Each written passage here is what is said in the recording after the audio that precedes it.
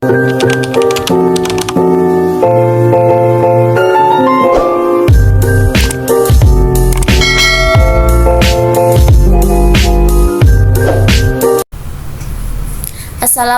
warahmatullahi wabarakatuh. Selamat pagi, salam sejahtera untuk kita semua. Perkenalkan, nama saya Sri Mu'alimah. Saya mahasiswa PPKN kelas D Stambuk 2023. Pada kesempatan kali ini, saya akan membuat tutorial bagaimana cara kita untuk memanfaatkan Microsoft Word, yang mana sangat membantu kita dalam mengerjakan tugas-tugas di perkuliahan. Ini adalah tugas pengantar ICT yang diampu oleh Bapak Abdi Nur Batubara, SPD MPD. Terima kasih. Untuk pertama kali kita buka menu Microsoft Word, kita pilih blank dokumen, lalu kita pilih jenis font, contoh Times New Roman, kita pilih ukuran 12, rata tengah, spasi 1,5. Nah, lalu kita mau membuat ukuran kertas atau jenis kertas. Dari menu layout, kita pilih margins, kita pilih custom margins, lalu kita mau memakai ukuran 443.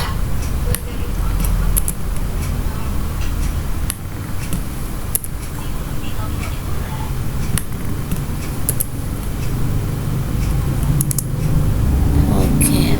Lalu kita mau membuat banyaknya kertas tanpa enter, tapi kita mau menggunakan Inkscape. Dari menu layout kita pilih bricks, kita pilih Inkscape. Contohnya dalam pembuatan makalah kan terdiri dari 8 struktur. Nah, kita mau membuat makalah sebanyak 8 kertas dari Inkscape.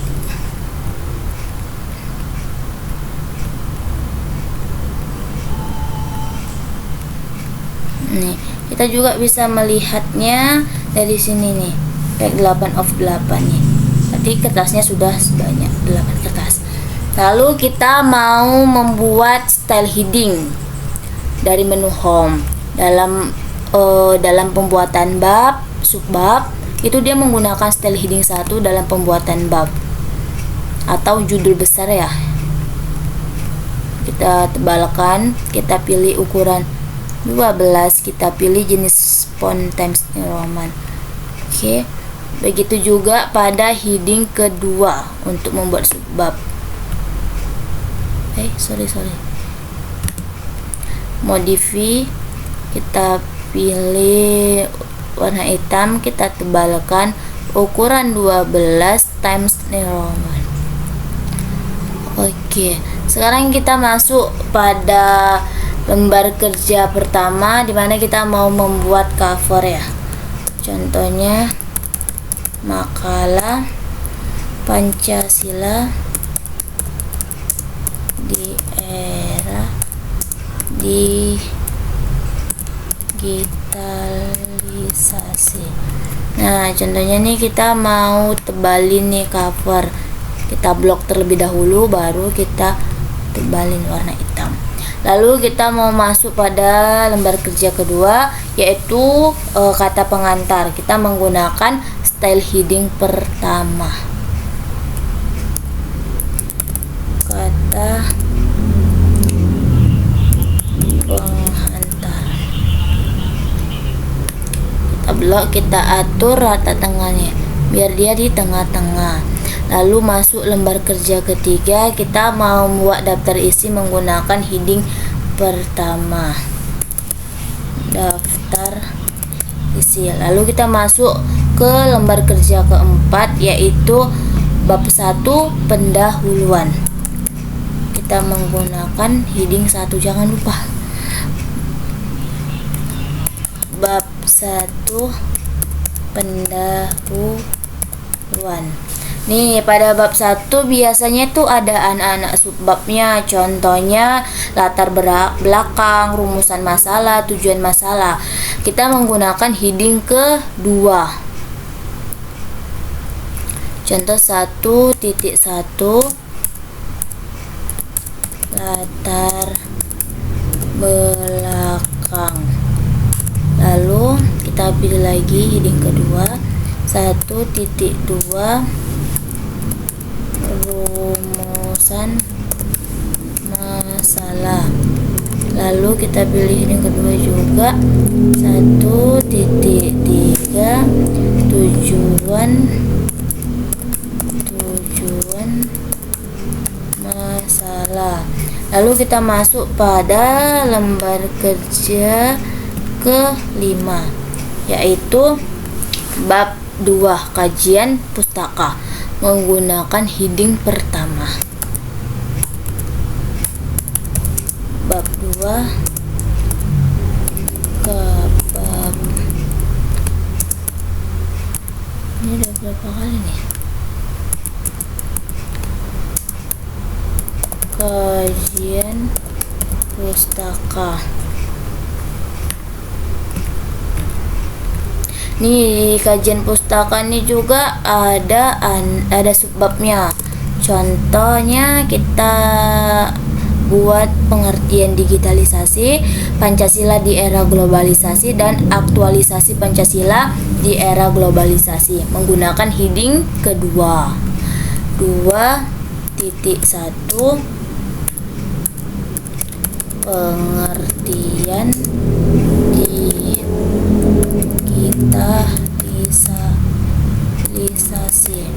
Lalu juga masuk ke subbab kedua menggunakan heading kedua juga, 2.2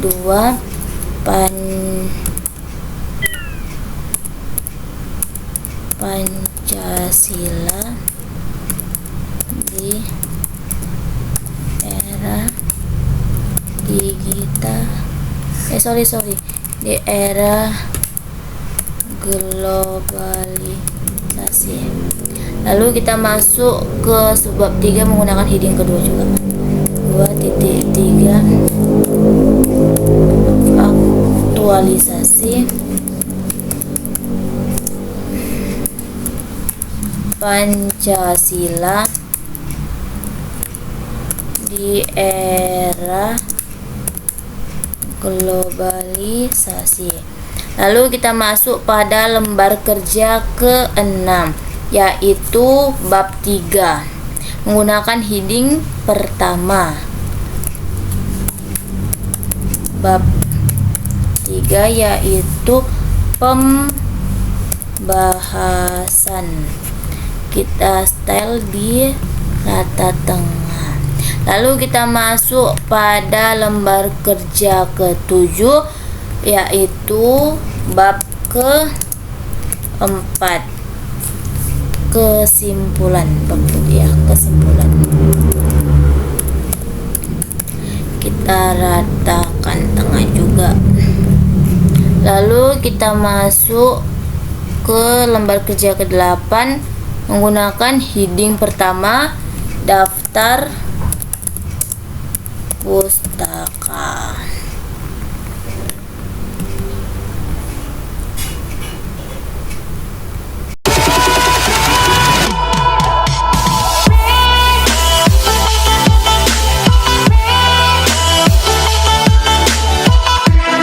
Oke, sekarang kita mau membuat isi latar belakang dan bagaimana sih caranya mengutip.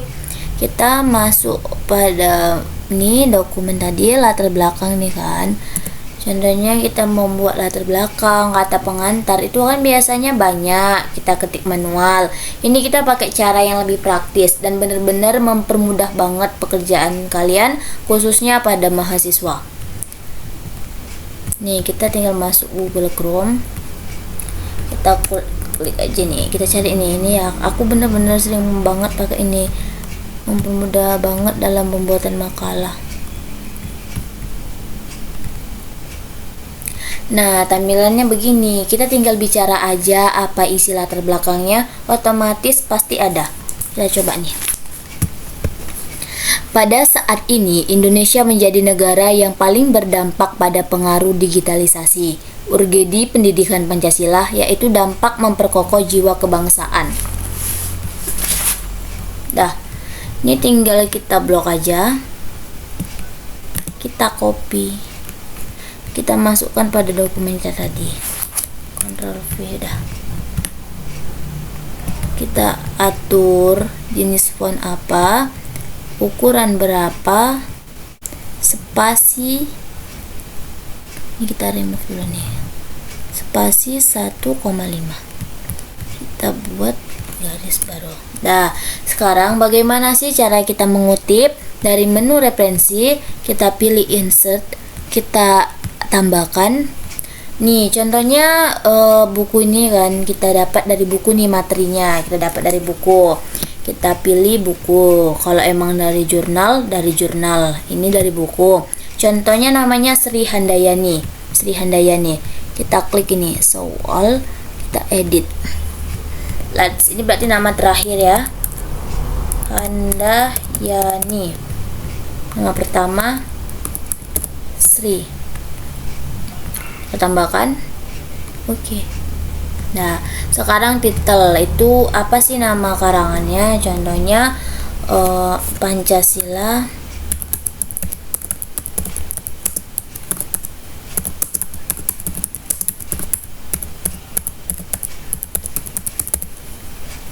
tahun terbit, contohnya 2020. Tahun terbit 2020, kotanya di Medan, publisnya Universitas Negeri Medan. Oke. Nah, jika dia dikutip bakalan begini. Sekarang kita masuk ke daftar pustaka. Nah, pasti pada bertanya-tanya gimana sih cara buat daftar pustaka otomatis. Kita nggak perlu ngetik-ngetik seperti biasanya, manual nggak perlu. Kita klik nih dari menu referensi, bibliografi. Nah, kita klik. Dah, selesai. Nah, ini kita hapus aja nih. Nah,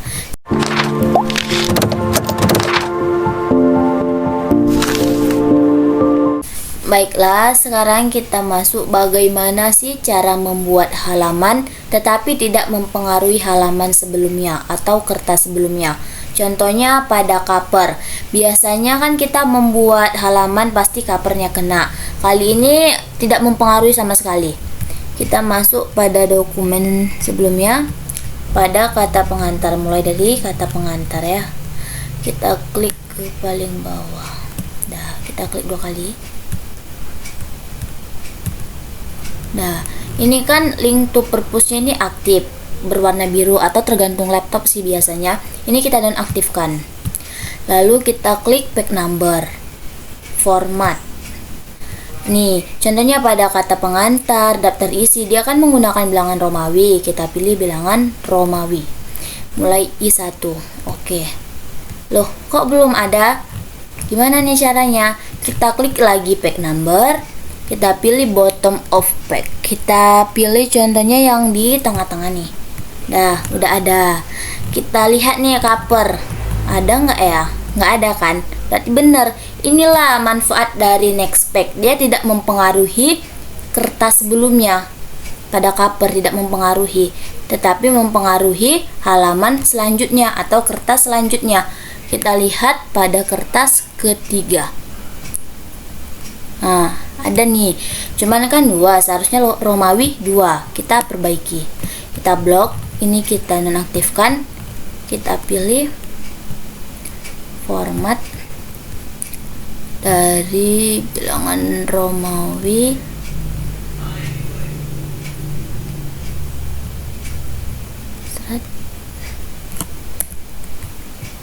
Oke, nah 2. Sekarang kita masuk ke bab 1 pendahuluan. Biasanya bab 1 dari angka 1. Gimana gantinya? Kita blok, kita nonaktifkan, kita klik back number, format. Oke, tinggal start atau mulai dari 1. Oke. Nah, kita lihat selanjutnya. Ada nggak ya? Nah, ada nih. Udah sesuai nih, 45.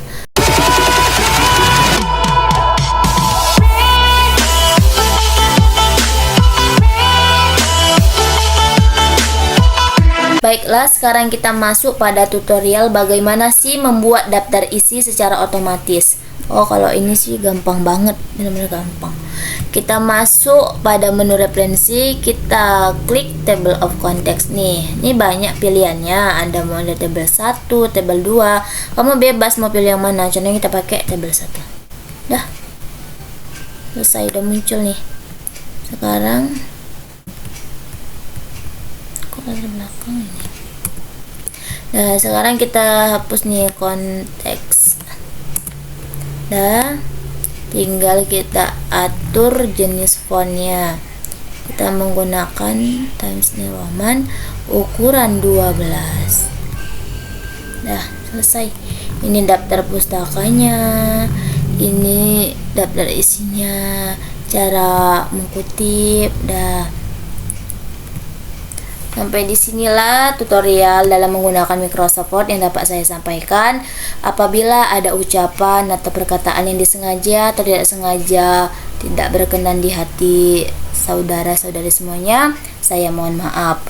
Semoga bermanfaat untuk kita semua. Saya akhiri dengan wabillahi taufik wal hidayah. Wassalamualaikum warahmatullahi wabarakatuh.